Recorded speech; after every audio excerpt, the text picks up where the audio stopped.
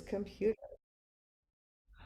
So, welcome to everybody. It's wonderful to have you here this March New Research at Noon. It's a series that's housed at New College one Friday every month, and it's a chance for us to interview and talk more informally with our Senior Doctoral Fellows. Each of our academic programs have made an effort to bring a senior doctoral fellow into the program so that undergrad students at New College will have a chance to engage with folks who are doing their PhD.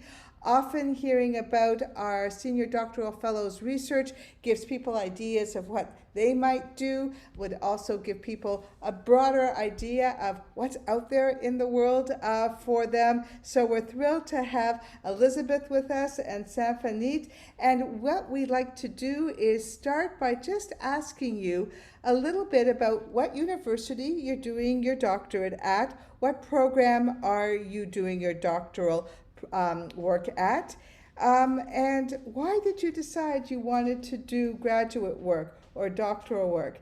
And Sanfanit, would you like to start us off? Yeah, hi everyone. My name is Safani. I am a PhD candidate at the University of Toronto in the Faculty of Education, so at OISE, the Ontario Institute for Studies in Education. I'm in the Department of Social Justice Education specifically. And that was the first part of the question. Is what was the middle part? Yes. What made you decide to start doing graduate work and in particular PhD work? Yeah, so this kind of gets into a little bit of like my journey into grad school that will probably be elaborated on throughout this conversation or later in the interview. Yes. But I came to Toronto in 2015 to do my master's in the same department at Social Justice Education Right. at OISE. And at the time, I also became involved with student organizing that was happening alongside other Black students who were organizing for different types of demands and change at the University of Toronto. And while doing this work outside of the classroom, in the classroom in my master's, I was in courses, particularly with my now supervisor, Dr. Eve Tuck. We were really thinking critically and deeply and meaningfully about the kind of entanglements between Indigenous struggles for sovereignty, for land, and Black struggles for liberation and freedom, and then really the entanglements between histories of settler colonialism and anti-Blackness as well. And so I was thinking about these relationships, not only in a theoretical way, but also how they were taking place and in conversations in organizing circles as well, and deeply shaping how students were organizing and what they were organizing towards, both on campus, but also beyond campus. And so I became interested almost accidentally in this in a kind of scholarly way, where I was like, oh, this would be a way for me to stay here and spend time thinking about these questions, and really those questions being around what is the role of place and land in Black organizing, Black student organizing, and how does it figure into their theories of change and shape how they're organizing or what they're working towards. So those are kind of the questions that I was compelled and interested in learning more about. And I did so by beginning my PhD here at OISE. Wonderful. So, a couple of things that you have already shared with us that I think are worthy of noting. And I just wanted to say hi to our colleague Logan from the Writing Center. Wonderful to have you here, Logan.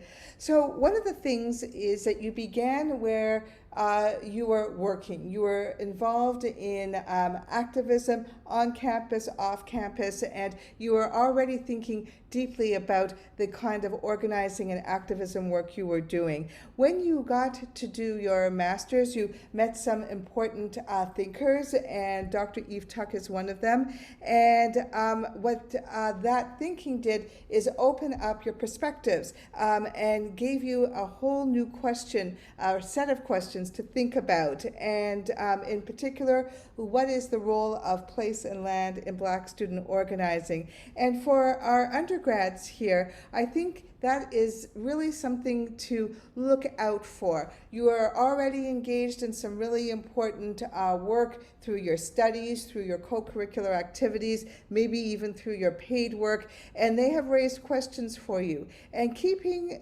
tabs on those questions and connecting them to the different things that you are reading sometimes is really generative, right? And leads you to wanting to do some deeper thinking. And research is one way that you can do some of that deeper thinking. We're going to come back to you later in the interview to hear about your research, but that's a great beginning. So thanks so much for that.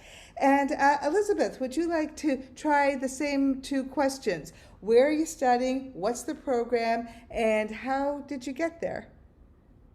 Yeah, thank you. And thank you so much for putting this on, Tara, and New College, and having me here. So I'm at OISE. I'm in the Department of Social Justice Education. And I don't have a background in education, but found that that department and the field of education in general was one of the few places that would allow me to do really interdisciplinary work, which is why I ended up in social justice education, which does support people coming from a whole slew of different backgrounds into a focus on social justice in education, understood really, really broadly. I decided to do doctoral research because after I'd done a master's degree, I felt like academia was not the place to actually apply the kind of concerns and care with respect to different social justice issues that I really cared about. And that was the reason why I was studying politics. I thought I would leave academia and perhaps try to figure out a way to work in the world that would allow me to realize my political values. And that's a really hard thing to do when you have radical political values, because you have to make money. And the more you're making money, often the further you're getting away from whatever values you might have in my particular case. So I was working in a nonprofit, and I was thinking about doing legal aid. I was working in a nonprofit law firm. I was thinking about doing perhaps getting a law degree to do legal aid. And I was also getting a kind of real inside look at both the legal aid world and the nonprofit world at the same time. And after a couple of years of doing that, I realized that I was going to be bored doing that for a long period of time. I still often think, and in the many long nights of doing a PhD, I have a lot of, why didn't I just go to law school, right? I think this happens to a lot of PhDs, but I realized that the particular kind of helping professions that I wanted to be in perhaps the nonprofit world, were not the kind of labor that I wanted to do. The legal aid work particularly was not really the kind of labor that I wanted to do. And the management of nonprofits was also not the work that I wanted to do. And that's particularly because most spaces outside of academia, in my experience, don't foster a place for people to really remain curious and really remain critical. And I feel like if I'm not doing that, I just go a little bit nuts, and I'm not happy. So I found that there was a certain pull towards academia that is very nourishing for me. There are definitely a lot of struggles to being in academia, but I decided to do doctoral work because I knew that it would interest me for a very long period of time. It was something I could kind of invest my energy in, that that would align with my values and allow me to not wind up in a place where I was bored with the kind of work I was doing, or dissatisfied with kind of the options that were available to me. So yeah, that's how I ended up in social justice education. So much in your first opening remarks, Elizabeth. Thank you so much. And for folks who just joined us, Michaela, hi, my colleague Michaela from New College Library. Great to have you here. Bonnie's here, Logan's here. It's wonderful to have you here. Hello, new college undergrads. Great to have you here. We just did some opening remarks, and Elizabeth was just talking about several really important reflective things that she understood about herself. You talked about really thinking deeply about where you could find a way to support yourself in the world. We all have to find a way to pay the rent, make sure there's food on the table, but how do you do that in a way that supported your political values? And what do you do when your political values are radical? And so much of the work that we do to support ourselves is in contradiction with some of those values. And you did a lot of interesting exploring. You explored the legal world and the nonprofit world, and one could see just by listening to your opening remarks, those would be great places to explore.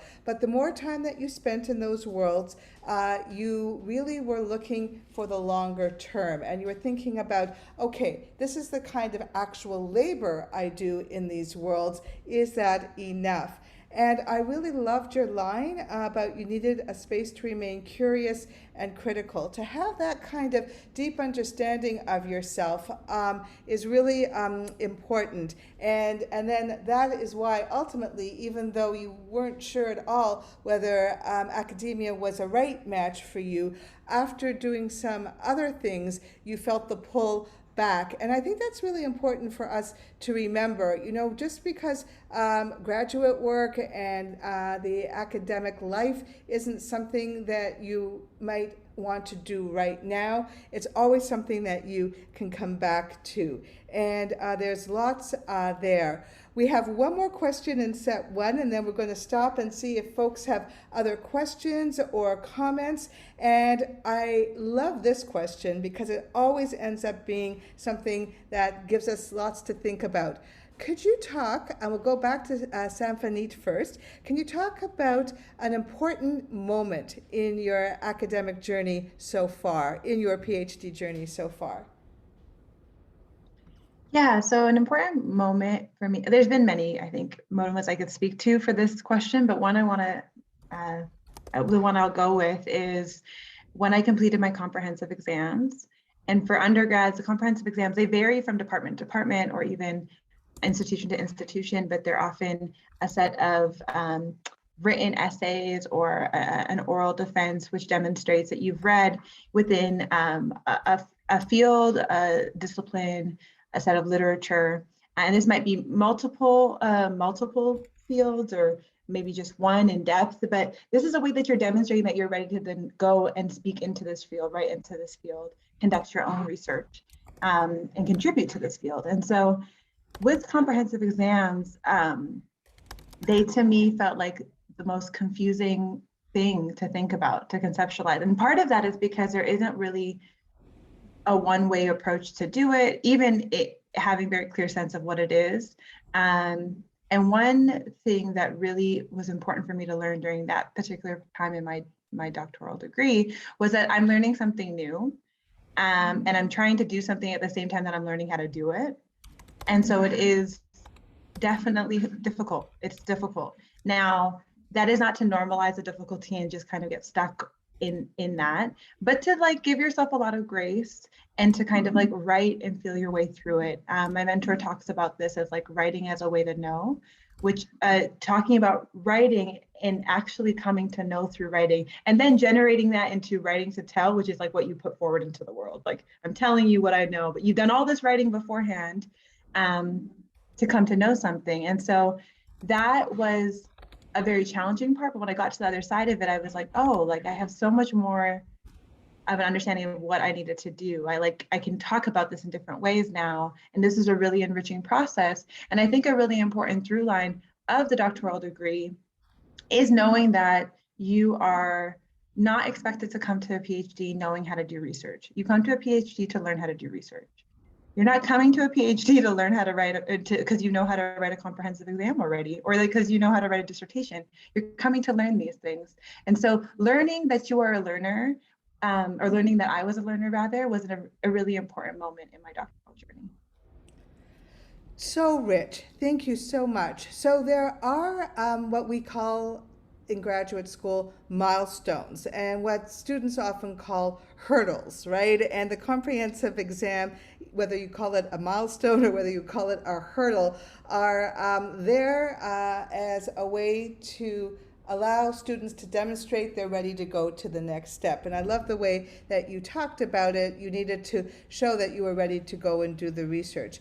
And then you also, were very open about, it's confusing and, what exactly am I supposed to do?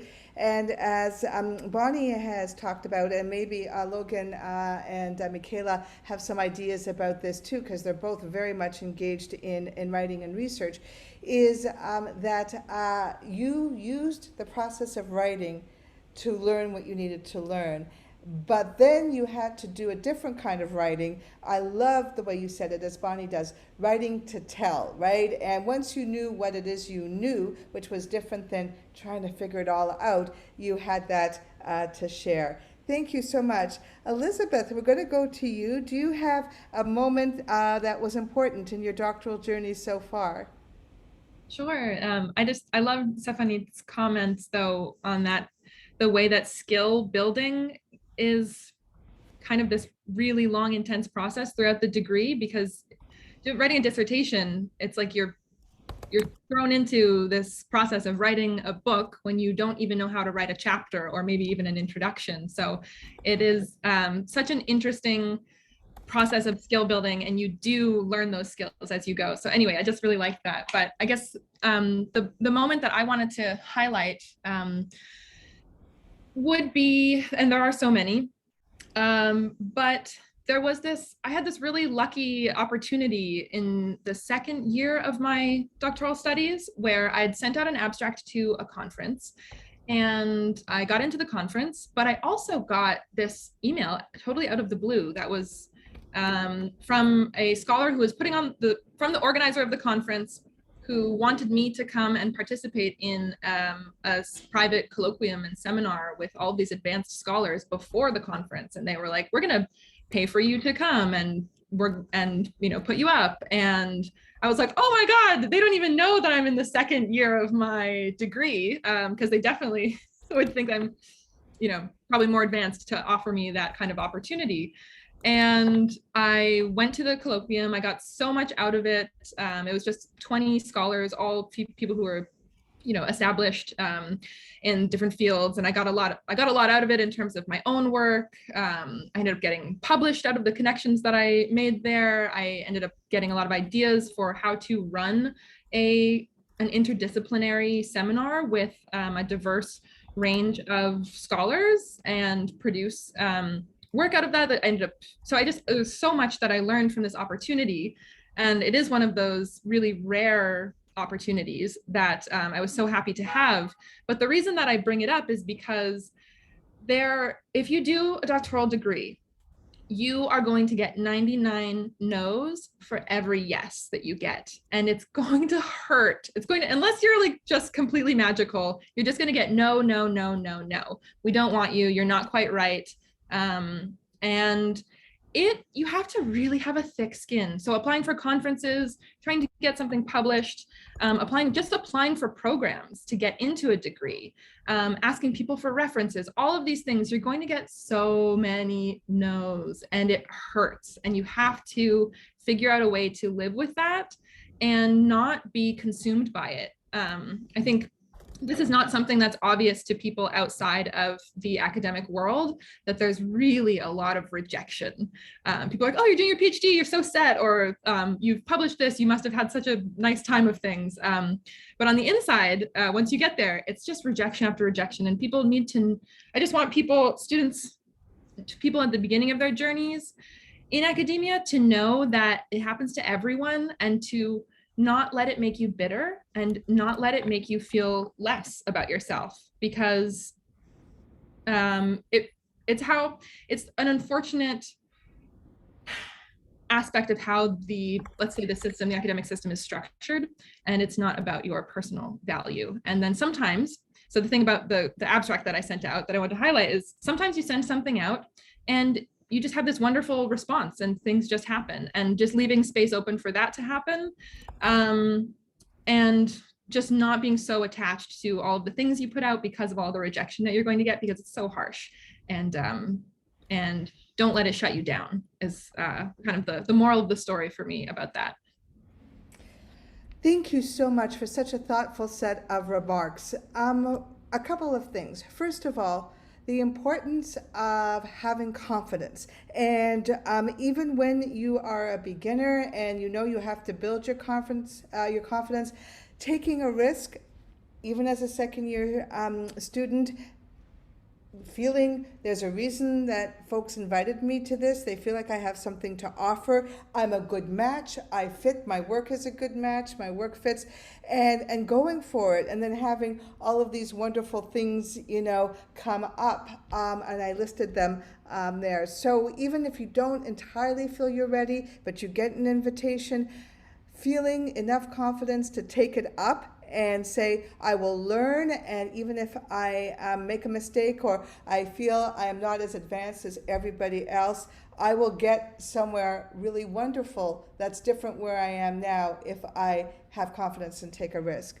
And then you told another story about not only what happens when you get a wonderful invitation, what happens when you hear no. And I agree with you. I think all of us here who have spent some time in the academy have learned to live with hearing no. And the difficult aspect, just as you so brilliantly said, is separating no to something you've applied for, to a competition, to a conference, and separating them that from your value as a person, as a thinker, as a scholar, as a writer, and the value of your work. Often it's a case of match. Often it's a case of there just isn't enough resources to go around. I know many of us have applied for research grants. Most of the research grants that I have applied for, it took me 2 or 3 times to get to the yes. And sometimes I was given approval but not funded because there weren't funding. And the thing you always have to remember is the exercise of being a player, the exercise of participating always makes you a winner, because you have taken your writing and you have written to tell, the way Symphony has told us, to share what you're thinking, and that writing ends up being used in some other ways.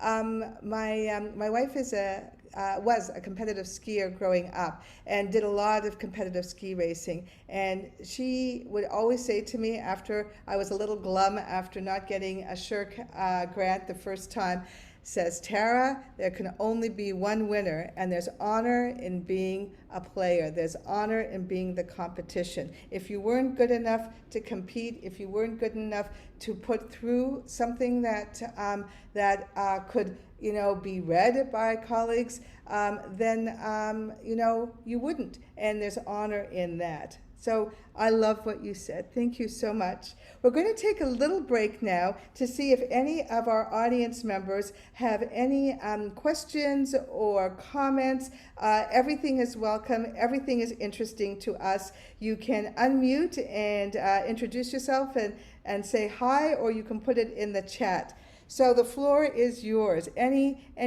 takeaways, any questions for either Safanit or for Elizabeth?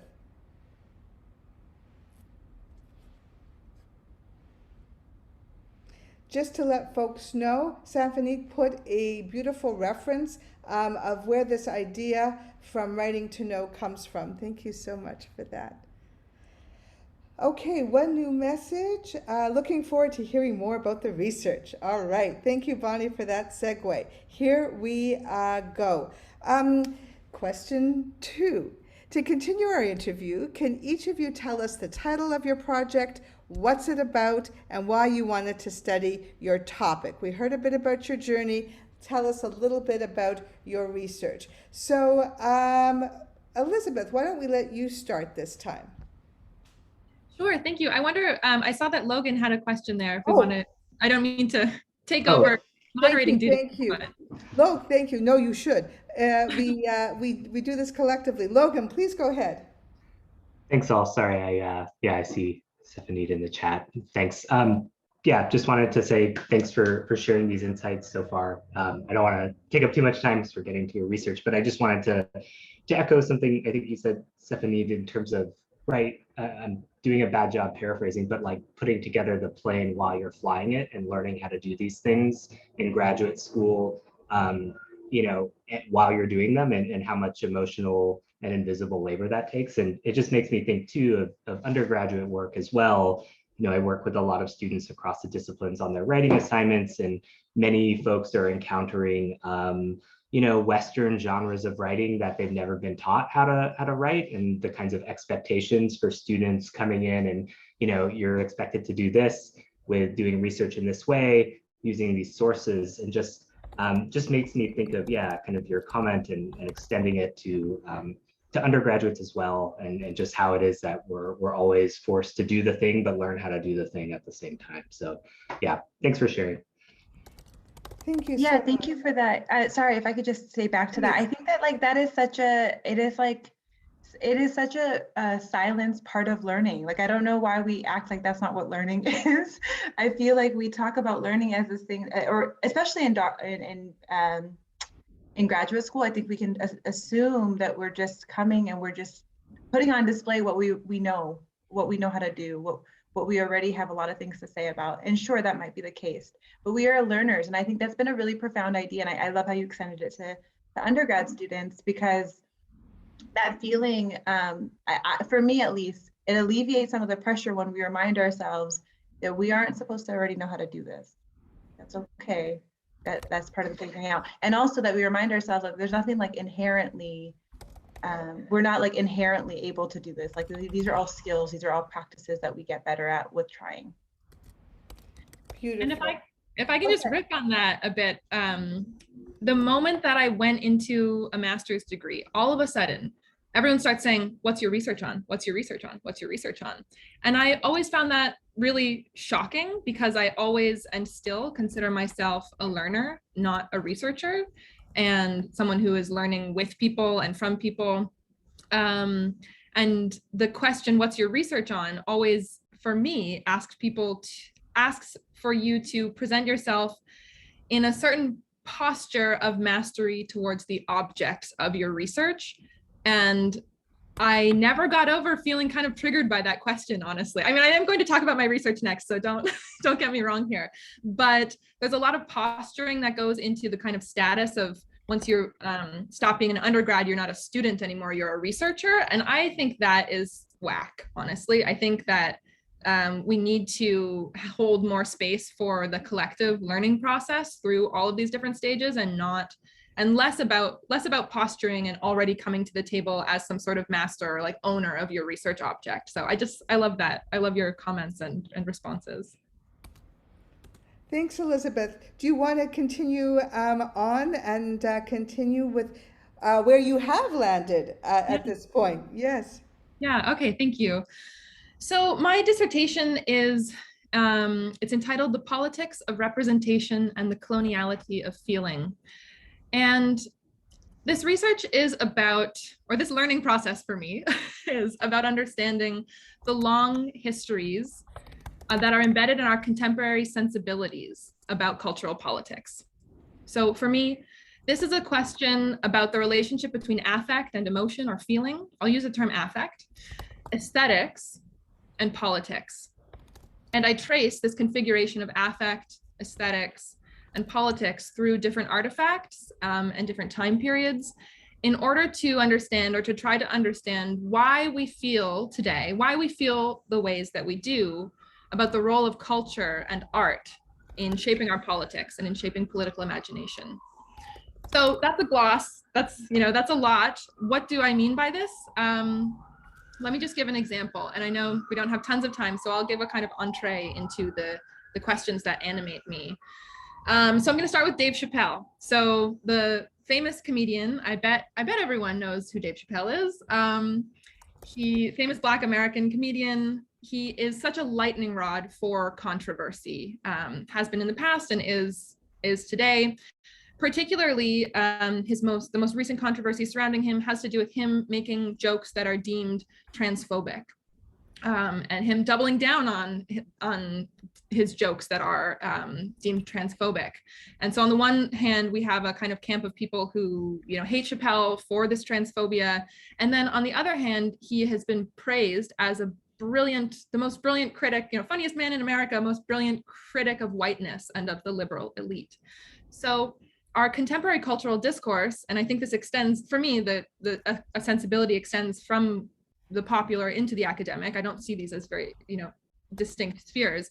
Our contemporary cultural discourse has really exploded around Chappelle, and we could pick other figures as well. But what I find is that people on the left are fighting and bickering amongst one another about, you know, whether Chappelle should be celebrated, whether he should be canceled. And I think that idea of choosing sides, like, is he a transphobic bigot? Is he this brilliant critic of whiteness?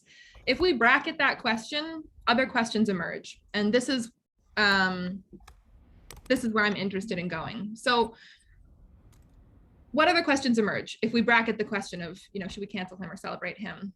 The first, or I guess the kind of overarching one that emerges for me, is this question of what's in a laugh.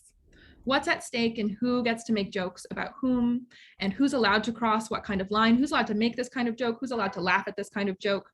And that's where this triad that I've been talking about of affect or emotion, affect, aesthetics, and politics comes in. So when you laugh at something, let's say a deep belly shaking laugh, it comes from somewhere that's deep inside of you.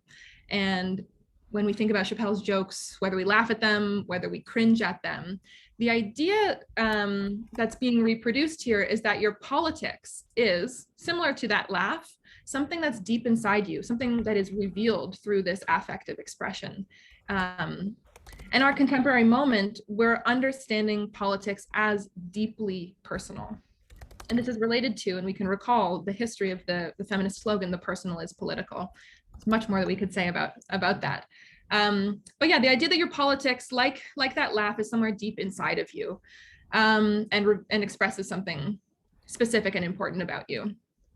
So unlike most cultural critics, I am not going to tell you whether to laugh at Chappelle's jokes or not, and I'm not going to tell you what is funny and what isn't funny, and I'm not going to tell you about whether a certain kind of joke reflects a good politics and whether another kind of joke reflects a bad politics. So to do that, to tell you to laugh at this joke or to not laugh at this joke, is to advocate a particular politics of taste. And in our cultural discourse, and again, I mean this in popular context, in the academic context, I think that, so, I mean, you respond as you will, but I think that on the left, sometimes we're not doing much at all, but throwing a bunch of opinions around about who has a better politics of taste, which resolves into who has better taste also. We spend a lot less time worrying about where the politics of taste comes from. So that's what I worry about in my dissertation, this question of not which politics of taste I'm advocating, but where the politics of taste comes from. And I don't even write about comedy a lot in the dissertation. It's just something that brings it home for us.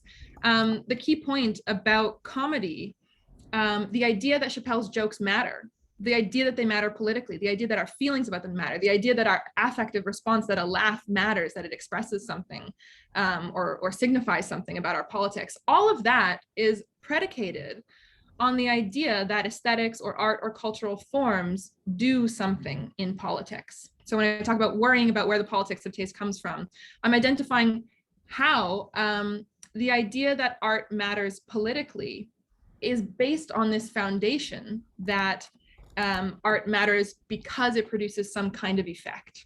And that question of how and why and what it means for art to produce some kind of effect, and how we understand what art or culture or aesthetics is the foundation of how we can have this cultural politics of taste. So yeah, that's where my dissertation begins. That is the entree into the questions I'm interested in. You can't have a politics of taste without a theory underneath it about what the relationship between aesthetics and politics is. So that's the what of my dissertation. You asked what and why in terms of my research. Why am I interested in studying this. And I think in part it's kind of obvious, at least it's obvious to me. What I'm interested in is the role of aesthetics in politics, and why do we have all of these feelings about it? And the why is because I have a lot of feelings about it, and I'm sure you do too. So I could say about a bunch more, but I will leave it at that. Okay, Elizabeth, you did such a good job. We are, a diverse audience here, and you have managed to take what's a very complicated set of ideas and share them with us in a way that we could all follow. I loved your example of Dave Chappelle to give us a concrete idea of how you are exploring a particular set of questions, and as an answer, why this research. I have a lot of feelings about it. And if I have a lot of feelings about this, so do others. And as research that moves beyond the binary, celebrate or cancel, making life and jokes and art and politics more complicated, that's a wonderful direction for someone who is curious in the way that you are. Thank you so much. Hold on to your seats, hold on to your questions. We're going to ask Sanfanit to say a little bit about their research, and then we'll open it up again. All right, thanks, Elizabeth. Sanfanit, the floor is yours. Yeah, so I started to kind of share how this research came to be through my master's set of courses I was taking at the same time that I was organizing on campus. And so my part of what was also happening at the time is I was seeing demands were being issued to different institutions, not only my institution.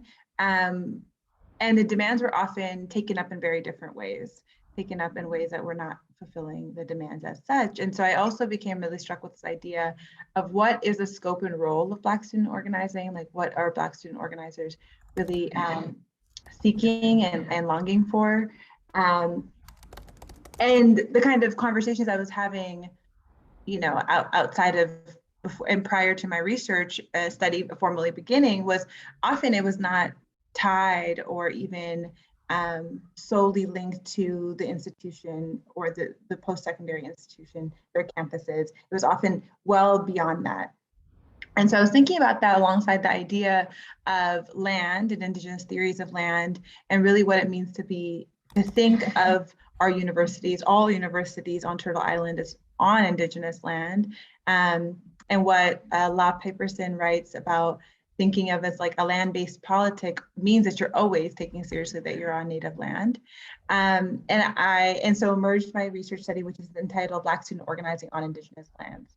Tentatively titled as such because I do feel, as I'm continuing to write, that I think my sense is that the title might shift, but that is still very much the heart of what I'm interested in. And so my project involved interviews. So I interviewed 30 student organizers who self-identified as Black student organizers who had an interest in discussing or organizing around land. And these are student organizers from the US and Canada. It mattered very little to me that we thought about this as like one city local, as like thinking of Toronto as just one place. Yes, because places are specific, but again, I really wanted to hone in on this idea of being on land and thinking about shared experiences across the lands that we understand to be Turtle Island. And it really didn't matter. My intent was not to study the university. My intent was not to study the institution, but really study organizing relationships that are happening across organizers, across different places. And then, yes, in some levels, like their relationships between the institution and students. Because one thing that was really a kind of recurring story that came up was how let down students felt by their institutions through their experiences of organizing. The kind of transformation moments between feeling like they could accomplish something that they like no longer believed in that idea, and so they divested from that idea. And this is really how I think about refusal in my work. So what happens when student organizers begin to refuse either their institutions altogether as the person that can grant the kind of futures that they're longing for or futures that they're working towards, or refusing kind of piecemeal offers that are made to kind of meet demands half-heartedly. And so, Elizabeth, when you talk about not staying with this binary between celebration or canceling, like when we bracket those off and we kind of just refuse those two, something else opens up. I really think of I take this seriously as like refusal is generative, which is something that Eve Tuck and Kei Wen Yang write about, and other scholars have talked about this idea of refusal. So I conducted these interviews with Black student organizers.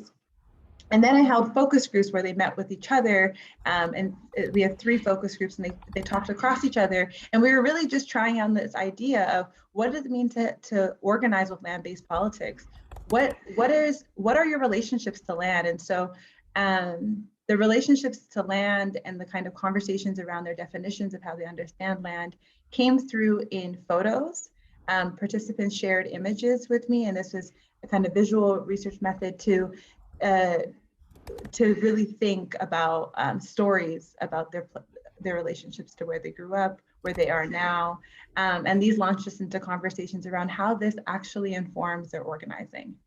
So what are their kind of theories, relationships to land, and how does that figure into the kind of futures that they want? How does this figure into what they think that Black student organizing should be doing or should not be doing, how we should be spending our time, what kind of relationships we should prioritize.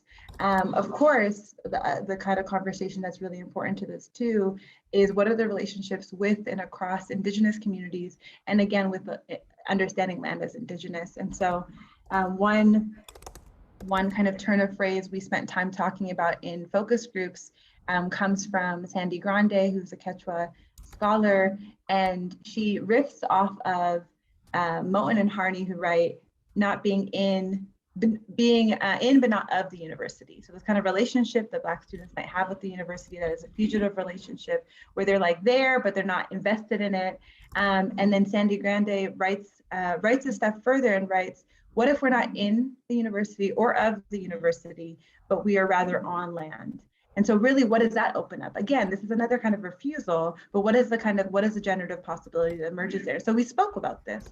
And part of my research, the ethics that kind of inform my research practice is that knowledge is best made when it's co-constructed, is best made collaboratively. And so to rather than create a study that was about Black student organizers, where they're the object of my study, this is really the goal of my dissertation, is to think with Black student organizers about these ideas that I am thinking through. And so, yeah, that is kind of the essence of my study. Some of the kind of big ideas that are coming up were conversations around ownership and this idea of land as property, and that kind of being something that we continue to be tripped up on, particularly as the university functions to be such a gentrifying agent within a lot of these different cities that they're located in. So the kind of continuous way that the university grows and owns property is at odds with the kind of land-based politics that students are talking about.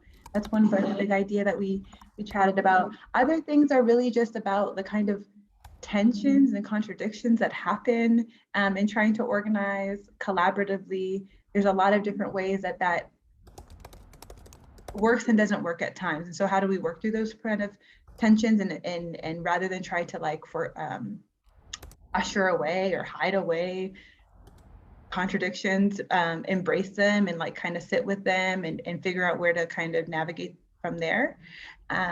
Yeah, so those are some of the ideas. This is a work in progress. This is the thing that I'm spending every day trying to write through, write to know and write to tell. And yeah, and it's coming along. Beautiful. We're going to open up the floor for comments, questions. I had one, and I think I know the answer because you spoke so beautifully about it right after I put it in. But you already had all of these interviews. Why did you also want to have focus groups? What was it about focus groups that got you closer to what it is you wanted to find out? Yeah, I think of the function of interviews, one-on-one interviews and focus group interviews is kind of a bit different. A lot of the methodologies that inform how I conduct both are similar, of course, but with interviews, it's really sustained time with one person to for them to share stories and to really make meaning in real time with me about different kinds of topics and themes. in focus group interviews, what makes them a little bit different is they get to draw connections across one another. And there's also an opportunity to take themes and topics that have a lot of different perspectives on it and kind of weigh out those perspectives with a group of people. So there's a difference there to me that is, there's a kind of richness there, I think, that is really meaningful. And then in this study particularly, I thought it was really important to the interview participants who are interested in doing so, I thought it was really important for them to meet and talk with each other, because these were people who were so passionate about what they were doing and their activism. And there were so many one-on-one interviews where they were like, I would love to talk with other people about this, beyond my institution, beyond my city, beyond where I'm based. And one of the focus groups I conducted, I did 3 in total. One of them actually led to continuing meetings between these students. These student organizers who were like, hey, let's keep strategy sharing, let's keep resource sharing, let's talk about what you're doing on your coast and let's compare to what I'm doing on my coast. And so that is like something that to me feels like a very meaningful thing to come out of my research. That to me is actually the why, which I didn't speak to, I just realized. That to me is the why. And so the fact that it happened in an almost organic way also to me demonstrates what can come out of focus groups. Thank you so much for that. So, so often we as researchers look for ways that our research can give back. You often hear researchers want to give back to the communities that they worked with, to their own research participants. And your design of focus groups really did allow people to share and allow their own relationships to grow, their own ideas to grow. You gave back in this very organic way, and the fact that folks felt so connected that they wanted to continue is a huge gift, and congratulations on that. Okay, we have one more set of questions, but this is time for us to pause. Would anybody like to comment either in the chat or to unmic? Do you have any questions? Everything is interesting to us. Do not be shy.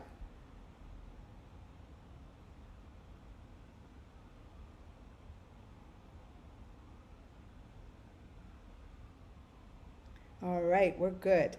Here is our last question. So Sanfanit, you're on a roll. We'll let you start and then we'll go back to Elizabeth. Who would you like to read your work? You've been working so long, you'll have this beautiful thesis. It will be out there on T-Space. You will write articles, you will write other kinds of things, you will write essays. Who do you want to read your work, and why do you want those folks to read your work? Yeah, I'm also going to take the opportunity to respond to Nicole's question, which Excellent. was just around interviewing folks and if I encountered intersectional identities of Blackness and indigeneity. Thanks, Nicole, for asking that. So when I put out the call for participants, I did specify that I would appreciate, I was inviting participants who were identified as Black and Indigenous.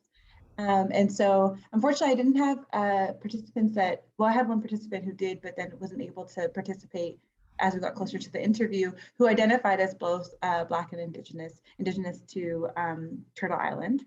But in that being said, a lot of my participants talked about indigeneity rooted in their Blackness to a place outside of what is understood Turtle Island, which I think is an important aspect of how conversations around Blackness and indigeneity are sometimes taken up in very singular ways. And so the conversation of indigeneity, Blackness understood as indigeneity, did come up in conversations that were really important. I want to speak specifically, a great example of that is one of my participants who talked about her Indigenous lands in what is understood now as current Sudan. And the specific land that her family was from had been drowned in an effort to build a dam for Egypt. So Egypt was building this dam, and it drowned the ancestral lands that her family has been from for many generations. And one of the most impactful things that came out of this interview was a conversation which she had with me, where she said, I know what it means to have ancestral lands be gone, to be disappeared, to be pushed out of it, to not be able to access that any longer. And so me being here and doing my organizing, I'm constantly thinking about the land that I'm on. I'm constantly thinking about whose land that I'm on, and not trying to replicate the same things that happened to my lands. And so I think there's a really beautiful theorization that comes out of what she's saying that has everything to do with indigeneity and Blackness. So I just wanted to respond with that, but I didn't have specific participants that were Afro-Indigenous to Turtle Island. And I hope that answers your questions. So to go to your question, Tara, now, Yes. who am I hoping will be the readers of my work? So I think that in my dissertation, I'm right now mulling over what it means to try to create this back to my participants, like share this back to my participants in a way that feels meaningful to their organizing work. So that's definitely who I'm anticipating, in addition to my committee, who is going to be the reader of this particular kind of work. And not in like the reader of the X amount of page dissertation, but who's going to be readers of this kind of what comes out of this. And again, I'm trying to think about what that looks to be adapted in audiovisual ways and other ways that are make more sense for an audience of organizers. And I'm also thinking of the features readers of this work as I'm really interested in like a future project I do, the project I do later about this being a participatory action research project, in part because I'm trained in PAR methods. And PAR is a research practice that is community-based, is collaborative, is participatory. And I would love to think with younger people, even like high school age Black students, about this work. Like they are the people I'm like thinking about how could they be readers of this work? How can they take up what's happening out of here and then build from there, build their own projects from there, their own, whatever they're kind of interested in doing with this work. So that's another kind of aspect of who I see reading my dissertation. As I continue into the world of academia, we'll see what that life looks like for me in the next few years. I'm imagining that my readers that I'm contributing to the field of Black studies, that I do want to contribute to the field of education, and how that looks at times feels a bit more or less fuzzy, because like you said, Elizabeth, towards the beginning, like education is like beautifully interdisciplinary, but so is Black studies. And so I love that playroom. I love that space to contribute in different ways. And so I think of myself as an education scholar. I think of myself as a Black studies scholar. And those are who I would love. Those are the kind of fields of scholars that I want to be my readers. And yeah, I'll leave it there. Beautiful. Thank you so much. And thanks for the question, Nicole. Elizabeth, we're getting to our last few minutes. Who do you want to read your work and why? Thank you so much for this question. I have actually been thinking about it a lot over the past couple of days. I mean, over the past couple of years, but an ongoing conversation, and there are lots of ways to answer it. So I could say my work is situated within queer studies, Black studies, feminist studies, but the dissertation will be probably accessible to an advanced undergraduate level of education, and then graduate studies. It's very much an academic like work in the academy. I don't know, you can parcel out exactly like who an audience is in that sense, but more importantly, in some ways, who is this for is a bit of a different question. And I've talked about aesthetics and politics. I've talked about looking at the, production of sensibilities. Wasn't able to get into kind of some of the main threads there, which have to do with the harm of representation and the promise of representation, and how we think about representation as something that harms us. So that has a lot to do with what happens to us through the representation of violence, for example, and also what happens to us through the representation of identity, for example, in terms of both potential for a harm and a promise. I could go on and on, but the question of violence is really important. And I guess I'm who I want to read my work is someone who's feeling triggered. And I'm thinking about this. So I'm thinking a lot of my work traces the history of pornography and obscenity. And when I was thinking about this 10 years ago, it was really different for me. I was I was very triggered by a lot of what I was engaging with. And you can't engage with questions of the politics of aesthetics in a way that is interested in the concerns of feminists, Black studies scholars, queer theorists, without encountering things that are really triggering. And I think you all know what I'm talking about. But I'm thinking about like when you watch a movie with someone who you like or who you love, and you have such a different interpretation of what it means, how it made you feel, and what it means, and what the impact of that is. So sitting with that kind of moment is important for me in thinking about audience, because I'm not saying I'm writing for anyone who's feeling triggered, but for someone who's feeling triggered. And that's because I think we're all feeling triggered in this contemporary cultural climate, and I'm not writing for everyone, that's for sure. There has to be some sort of desire and humility, and desire to speak with, to understand how someone else is feeling. And I don't mean that in like a both sides, like let's reach across to the right wing or something. That's not what's going on here. I'm thinking about that intimate moment when you watch a movie with someone you love, and it just, you're like, what is this? How is this response so different? So there has to be some sort of treatment of your interlocutor as someone who matters. And that's why it's someone who's triggered and not anyone who's feeling triggered. I hope this is making sense, but it connects with me with a lot of what Stephanie has been saying about not studying people as objects, and studying with people, and understanding oneself as a participant in knowledge production and in life. And so maybe I'm writing for people who are feeling triggered together. Lovely, lovely, lovely, lovely.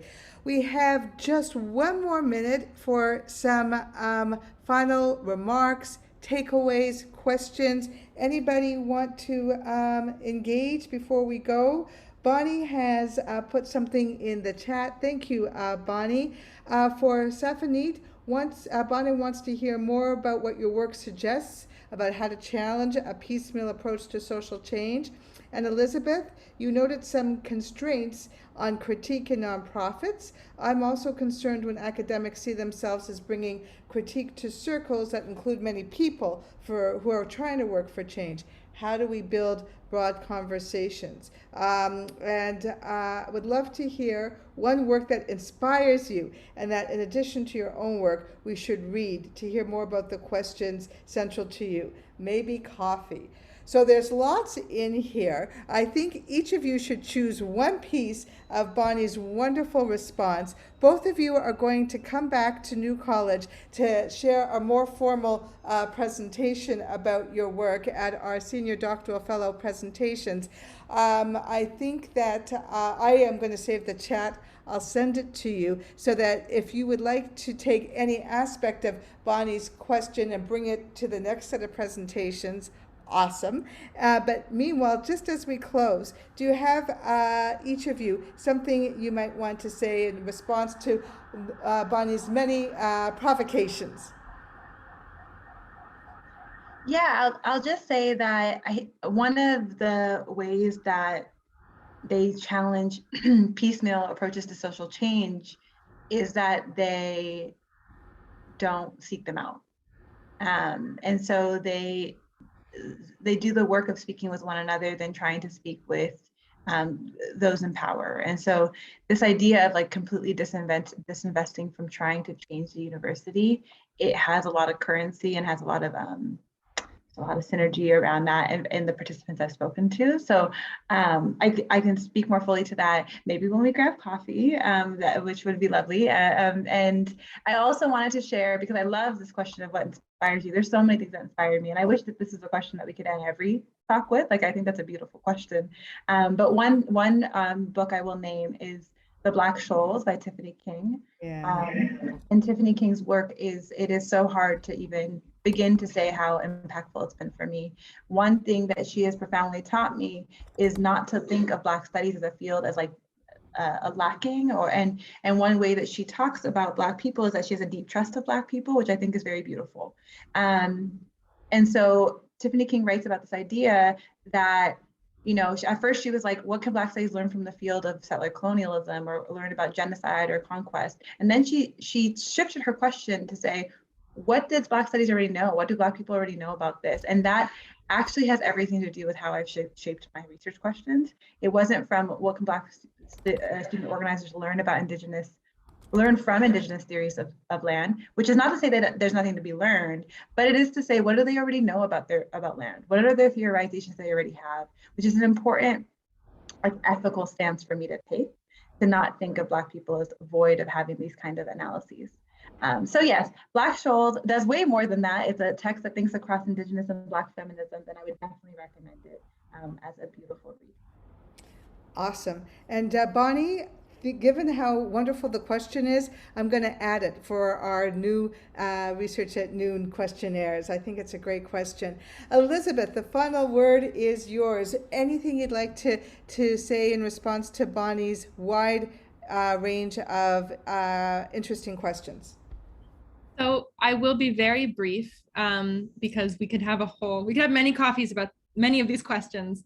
So, but to the question of academics seeing themselves as bringing critique to circles that include many people working for change, what I want to say about that and how it relates to my experience working in the nonprofit world, I was involved in diversity and inclusion initiatives extensively during my time in the nonprofit world. And I think that as academics interested in social justice, we need to be really smart about how we are mobilizing concepts of diversity and inclusion in ways that are not reproducing elite power dynamics within the institutions where we see ourselves as bringing the correct answers. And by we, I didn't even mean me. I just meant some bad academics somewhere that I'm naming. We need to be really smart about how we meet people in conversations about what is called diversity and inclusion within the corporate and bureaucratic and nonprofit world. And there's a sense of meeting people where they are without compromising values. So that's what I'll say about that. I'd love to talk about that more. If there's one work that comes to mind always and every day, it's Audre Lorde's Poetry is Not a Luxury. And I think we should just all keep rereading that all the time. So I'll leave it at that. Excellent. Poetry is not a luxury. And that's in Sister Outsider, I think, right? Yeah, okay. Everybody, thank you so much for spending lunch with us. I hope that you enjoyed it. I feel like I've just had such a beautiful feast of ideas and of storytelling, and I loved sharing this hour with both of our Senior Doctoral Fellows. Elizabeth, Symphony, thank you so much for your time. We can't wait to hear about your research in a different way at the Senior Doctoral Fellow presentations. For folks at New College, all of this information will come through the New College listserv. For folks who want to know the link for this particular event, and you're not on the New College listserv, please write to me and I'll make sure you get it. Usually we need a few days to get the interviews up and there. We hope that you have all the success in the world as you finish up. We're looking forward to seeing you again later this spring. And everybody, have a very wonderful weekend. We'll speak to you soon.